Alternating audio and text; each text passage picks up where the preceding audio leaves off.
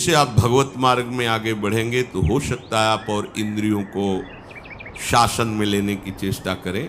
हो सकती भी इंद्रिया और शासन में आप देखना न चाहें, सुनना न चाहें, बोलना न चाहें, चखना न चाहें, पर भक्ति का परम विरोधी शत्रु ये काम बख्शने वाला नहीं। ये बहुत भयानक शत्रु है काम, जनेन्द्रिय जन्य संयोग जन्य काम। प्रायः मार के गिरा देता है, आगे नहीं बढ़ने देता। ये काम शत्रु ऐसा है, सबसे बड़ा भयंकर ये राक्षस है। ये इतना खाता है फिर भी कभी अघाता नहीं, अर्थात चाहे जितना भोग लो कभी तृप्ति होने वाली ही नहीं है। भगवान ने इससे बहुत बड़ा वैरी कहा है गीता जी में, और अर्जुन से कहा मार इस दुश्मन को, मार सबसे पहले इस काम को गिरा। अब आप विचार करके देखो, यदि आप अपने हाथ से ही अपनी वासना से, अपनी कामना से, अपनी चेष्टा से इस काम का स्वागत करते हैं तो आपकी कहाँ स्थिति होगी। जबकि इस दुश्मन को दुश्मन मानकर मारना है। अगर इसकी प्रेरणा के अनुसार आप कोई कार्य करते हैं तो आप इसका स्वागत करते हैं। जहां काम है वहां प्रेम का प्रादुर्भाव होना अत्यंत कठिन हो जाता है। हो सकता है प्रेम, क्योंकि भगवान का अंश है, पर इसे त्यागना पड़ेगा। और बहुत सुंदर काम के नाश का उपाय श्री चतुरासी जी की फल स्तुति में वर्णन करते हैं। भाव जल निधि को नाव, काम पावक को पानी। और श्रीमद् भागवत में शुकाचार्य रास पंच अध्याय का फल स्तुति में वर्णन करते हैं। ये जो ब्रजबधू की रास क्रीड़ा श्री कृष्ण के साथ है, इसका जो गायन करेगा उसका हृदय रोग नष्ट हो जाए। विक्रीडितम ब्रजबधू भिरदम च विष्णु, इस श्लोक में वर्णन किया। यदि हम प्रभु का स्मरण, प्रभु की लीलाओं का गायन करें तो बहुत जल्दी इस हम काम रोग से बच सकते हैं। इसकी बचने की एक वृत्ति है, युक्ति है। अगर वो आप पास रख लें तो आप बच जाएंगे। वो युक्ति नहीं है तो फिर आपको घसीट ले जाएगा। ये अनुभव की बात कह रहे हैं। कुछ बात होती है जो शास्त्रीय, और उसी का जब अनुभव किया जाता है प्रैक्टिकल उसका, तब वो बात ज़्यादा समझ में आती है। इस काम को ये देखा है कि उसका कोई भी आश्रय नहीं होना चाहिए, सहारा नहीं उसको होना चाहिए। अगर आपको लग रहा है कि 1 किलोमीटर जाने के बाद हमारे काम की पूर्ति हो सकती है तो मर गए आप, मारे जाओगे, मारे जाओगे। अगर कोई भी व्यक्ति शरीरधारी इस काम का आश्रय आपके हृदय में है तो आप मारे जाओगे पक्का। हम उस शरीरधारी के पास पहुंच जाएंगे तो इसकी पूर्ति हो जाएगी। तो आप चाहे जितना ना ना ना करते रहो, इसका प्रमथन स्वभाव है, इसका नाम मनमत है। ये मन को ऐसा मथेगा कि आपको वहीं पहुंचना पड़ेगा। पहले कनेक्शन हटाओ। कहीं भी इसके लिए व्यवस्था नहीं होनी चाहिए। आपको अनुभूत बात बता रहे हैं, इसके लिए व्यवस्था नहीं होनी चाहिए। अगर व्यवस्था है तो ये अव्यवस्था फैला देगा। बहुत ही जोरदार विरोधी है ये, छोटा मोटा विरोधी नहीं। ये समझो ये ढहा तो सब ढहा गया, ये गिरा तो पूरा का पूरा पहाड़ गिर जाएगा समझो। इसी पहाड़ के बाद जो है वो प्रेम देश है, जहाँ प्रवेश किया जाता है। जहाँ काम तहाँ राम नहीं, और जहाँ राम नहीं काम, ऐसा वर्णन किया महापुरुषों ने। ये बहुत बड़ा दुश्मन है। लेकिन दुश्मन कौन मानता है? इसको तो प्रियतम माना जाता है। अंदर से देखो, इसे तो सुख माना जाता है, इसे तो बहुत गुप्त रखा जाता है।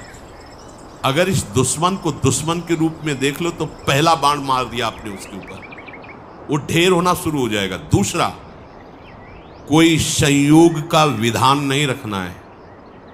कोई शरीरधारी से ऐसे संपर्क नहीं रखना है जिसके पास जाने से इस काम की वृत्ति की पूर्ति हो जाए, समझ लेना। तीसरा, आपको स्वयं में कोई ऐसी चेष्टा नहीं करनी है जिससे इस काम का स्वागत हो। काम के द्वारा प्रेरित कोई भी ऐसी चेष्टा नहीं करनी, उसको सहना है। जो सहन करता है वही भक्तिवान होता है। सहत सहत बाढ़ भगति, और इसे सह वही सकता है जिसने भगवान के नाम का आश्रय लिया है, भगवान के चरणों का आश्रय लिया है, प्रियालाल के सांवले गोरे चरणारविंद का आश्रय लिया है। सहना कोई कठिन बात है उनके लिए। जो भगवद आश्रित है। भगवद आश्रय नहीं, फिर शहना तो बड़े बड़ों को ये अपने आकर्षण में घसीट लेता है। पहली बात, इसको दुश्मन मानना है, शत्रु को शत्रु। भगवान कह रहे हैं ये योगियों का, परमार्थ के पथिकों का, ज्ञानियों का नित्य बैरी, ये नित्य बैरी भगवान ने कहा है। ये ऐसा वैसा दुश्मन नहीं है, परमार्थ के पथिकों का सीधा विरोधी ये है काम। पर आश्चर्य, हम इसको दुश्मन नहीं मानते। ये आया और हम स्वागत के लिए तैयार हो गए। जैसी आज हमको ये चाहिए, जैसे कोई अतिथि आए ना, आज हमको ये चाहिए, हाँ अभी अभी व्यवस्था करते हैं, हम ऐसे उसका स्वागत करते हैं। देखो वो जो प्रेरणा करता है, हरि गुरु की सब आज्ञाओं को रौंद करके हम वही करते हैं जो काम प्रेरणा करता है।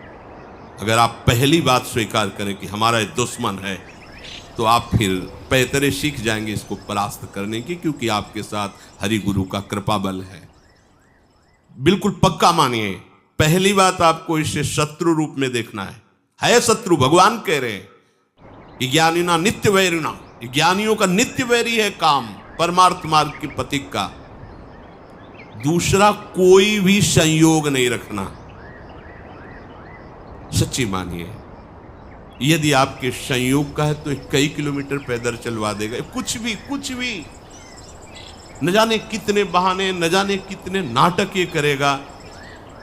बिल्कुल आप ये समझ लीजिए कि वो हम वाणी से नहीं कह सकते। ये भगवान व्यास देव जी कह रहे हैं, बलवान इंद्री ग्रामो विद्वानमपि करसति, विद्वानमपि करसति। अज्ञानियों की बात जाने, ज्ञानियों का नित्य बैरी है।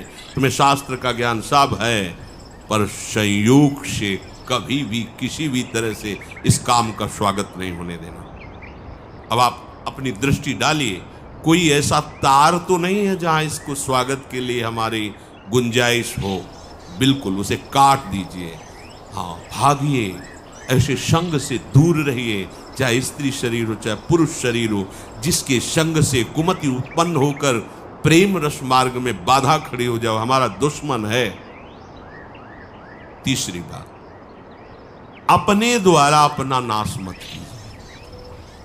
दूसरा कोई शरीर का संयोग तो आपका नहीं है, पर आपने ऐसी कुचेष्टाएं सीख रखी हैं कि आप काम का स्वागत करते हैं। बहुत बड़ी हानि है। स्वप्न में भी तुम्हें परमानंद का अनुभव कैसे हो सकता है जब तुम ऐसे गंदे काम करते हो। जिस आसन पे तुम लेटते हो उसी में भजन करना है, रात दिन उसी में सुमिरन करना है, तुम अपने आसन को गंदा कर रहे हो। ऐसे परम पावन धाम में रह रहे हो, कैसी चेष्टा कर रहे हो। ये सब ध्यान से सुनो। ये सावधानी, ऐसी सावधानी जहां किंचन मात्र इसको कोई गुंजाइश नहीं मिलनी चाहिए काम को। चौथी बात, ऐसा कोई दृश्य देखने की चेष्टा मत करो जिससे इसका स्वागत हो। अगर कहीं ऐसी बाह चलते फिरते दृष्टि पड़ जाए पशु पक्षी पर भी, तो प्रिया प्रीतम का भाव करके प्रणाम करो, आगे बढ़ो। चिद चिद लक्षणम सर्वम राधा कृष्ण में जगत। दोबारा दृष्टि नहीं जानी चाहिए। किसी माता बहन पर कहीं कोई ऐसी दृष्टि जाए, मानसिक प्रणाम करो, हट जाओ। जो चाहे आपन कल्याणा, सुजस सुमति शुभ गति शुभ नाना, सो परनार लीलार गोसाई, तजौ चौथ के चंद किनाई। यदि आप काम पर विजय प्राप्त करना चाहते हैं तो विरोधी भाव जहाँ से प्रकट होते हैं, ऐसे शरीरों के दर्शन करने से बचिए, सावधान रहिए। मति गति सब भ्रष्ट हो जाएगी।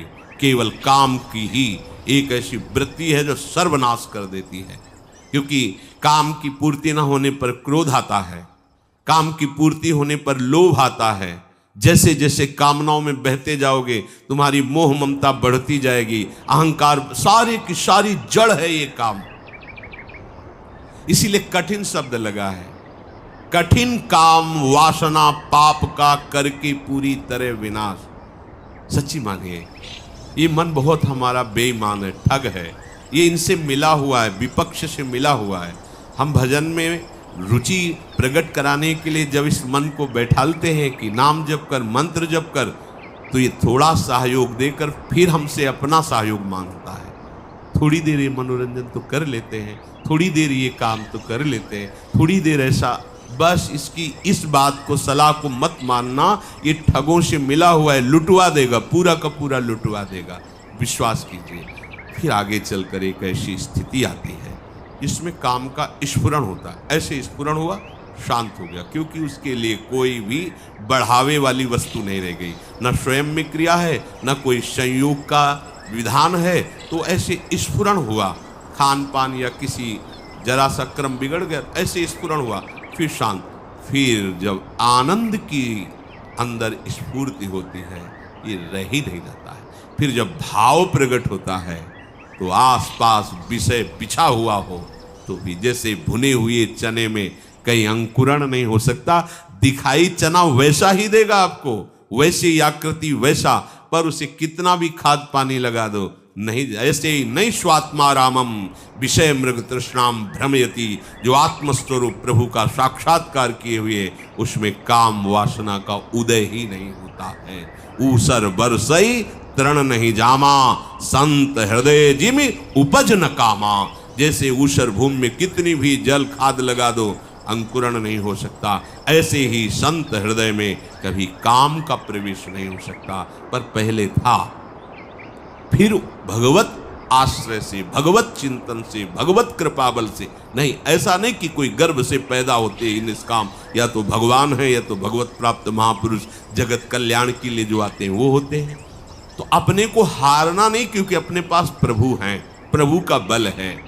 कठिन काम वासना अपने सबसे बड़ी गलती करते हैं। इसको पहली बात दुश्मन नहीं मानते, दूसरी बात इसकी व्यवस्था रखते हैं, तीसरी बात स्वयं क्रिया की चेष्टा करते हैं, चौथी बात हम ऐसे उसके बढ़ाने वाले दृश्य देखते हैं, बातें करते हैं, सुनते हैं।